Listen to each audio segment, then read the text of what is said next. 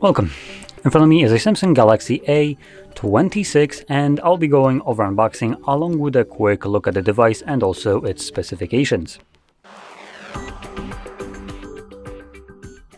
So this seems to be, I think, the cheapest Samsung offerings that they have. Let me just quickly make sure. So we have the A36, I think, was the previously cheapest one that for this generation.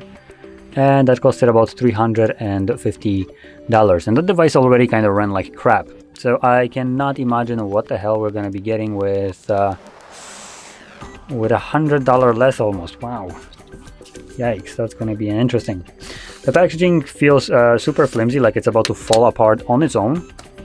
Like this is just straight paper. So yeah, this is just great start to the most budget garbage I have seen so far this year. We have some instruction, and luckily Samsung still thinks that it's viable to actually give us a charging cable, but not a charger for a budget device apparently. Because apparently you might, if you're buying the cheapest phone, you already have a charger. Not sure how that works, but anyway, and here we get the phone with the little paperish kind of casing for it. And more flimsiest crap I have ever held in my hand for packaging material. And that's about it. Come on, boot up. There we go. So, in a moment you will see the display, and that is a 6.7-inch display with a resolution of 1080 by 2340 pixels.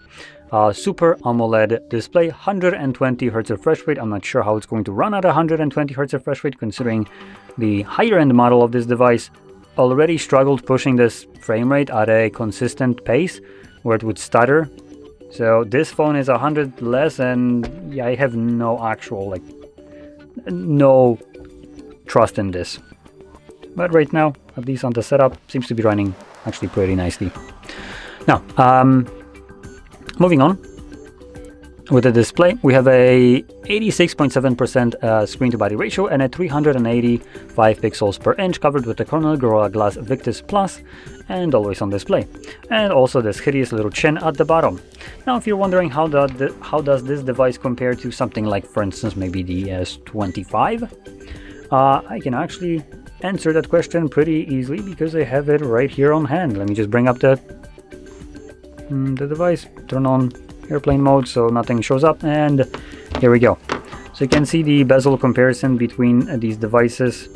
Actually, let me turn on settings, and now you can clearly see the display.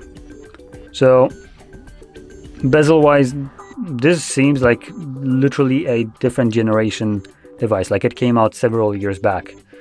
This actually feels like a modern phone. So I'm pointing that out is because this is a budget device.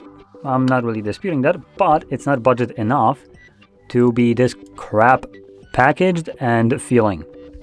And I'm gonna talk about other devices at the end of the video, and I will be doing that because I find this to be an insult in terms of budget devices. It's egregiously expensive for what it offers. So let's continue. We got the display out of the way. Now let's look at the cameras, and we have what looks to be a triple camera setup. Now I don't really trust this. So we have a 50 megapixel f1.8 aperture wide sensor. We got an 8 megapixel 2.2 aperture 120 degree ultra wide, and a garbage 2 megapixel macro sensor. So it's just a 2 camera setup. Another reason that is 50 megapixel wide sensor outperforms 2 megapixel macro. It's literally there to rack up the count, so it looks better, but it's not. I'm here to tell you it's not. So at the front, in this teardrop right here, we have a 13 megapixel wide sensor. Now with the back cameras, you can record videos up to 4K at 30 frames. 1080p also gets you only 30 frames, and 720p gets you slow motion of 480 frames. And the selfie gets you 1080 30. So generally not the best kind of camera setup right here, all in all. Now, continuing into the internals, we have a 5000 mAh battery that can be charged at measly 25 watts. Now, while saying measly, it is a slow charging. S25, which is their higher end models, also, at least this one, the small one, charges at 25 watts because they can't figure out how to charge small devices at a normal charging speed without having them probably blow up. They have some literal PTSD from these phones turning into grenades. This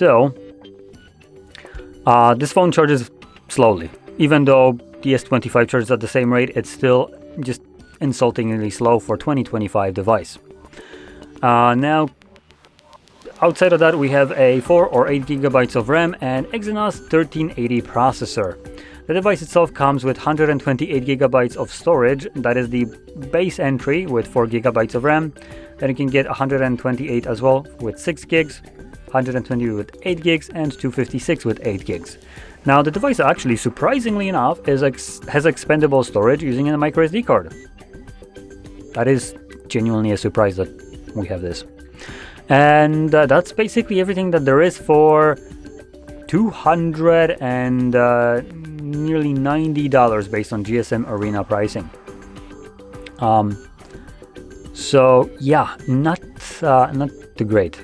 Now, one more thing to mention: the device actually has a Wi-Fi 802.11 A, B, G, N, and AC, which I'm not exactly sure which one is the Wi-Fi 6, but I think it actually supports it, hopefully. And Bluetooth 5.3. But outside of that, not much really great things happening right here. We have NFC, luckily, and we have a fingerprint sensor mounted on the side. And that's basically everything to it. Now, taking a look at the build, obviously we have a glass front, which I already mentioned, the Glass Victus Plus. Then we got plastic frame and glass back. So this is actually glass, surprisingly enough.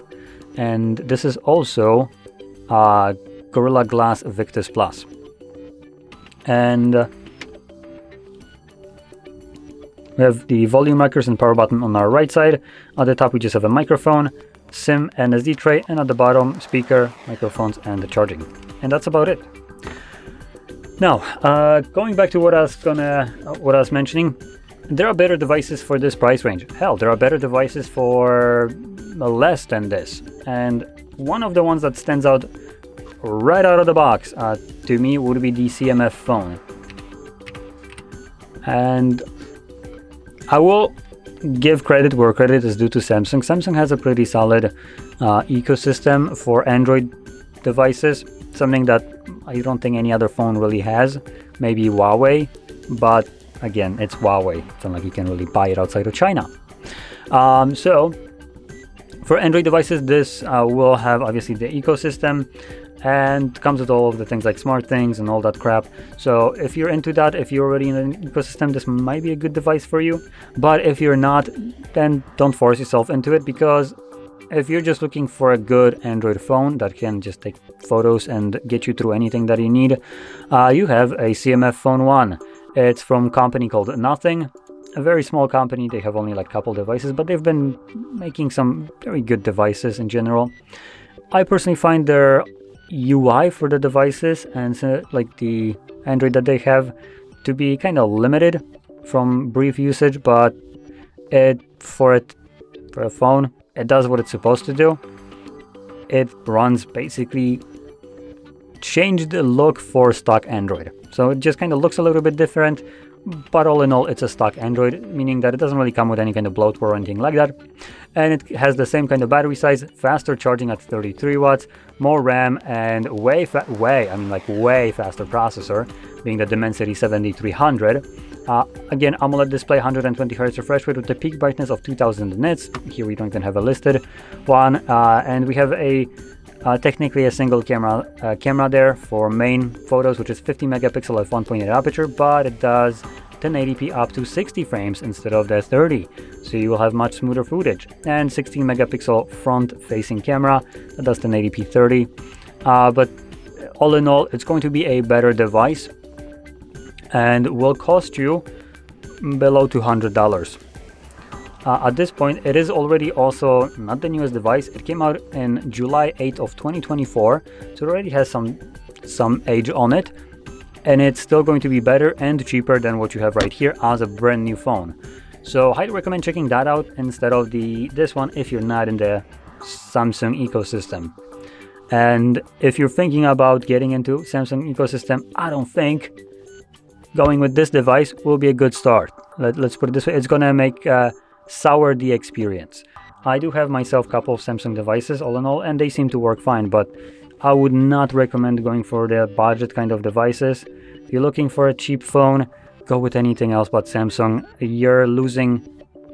You're paying for just a brand right here. And obviously, if you're looking for a cheap phone, it will benefit you more to have a faster phone that actually functions well and offers a wider array of features rather than just have a logo on it and work like crap. So that's kind of my approach here, and I would strongly recommend checking out some other products instead. But if you're in the ecosystem, this could possibly be a semi-okay device if you are really in a pinch and need a cheap phone from Samsung. Alternatively, I do want to mention this. You could look at a second-hand market for phones. This will be a little bit more sketchy if you have never done this and don't know what to look for. But if you know what you're looking for and how to check if the device works fine and all that stuff, then you might be able to pick a better device up for cheaper that will run faster and still be a Samsung. But that is like if you really are looking for a better phone, still being Samsung, and you want it to be cheaper. But in any case, with that being said, hopefully you found this very helpful, and if you did, don't forget to hit like, subscribe, and thank you for watching.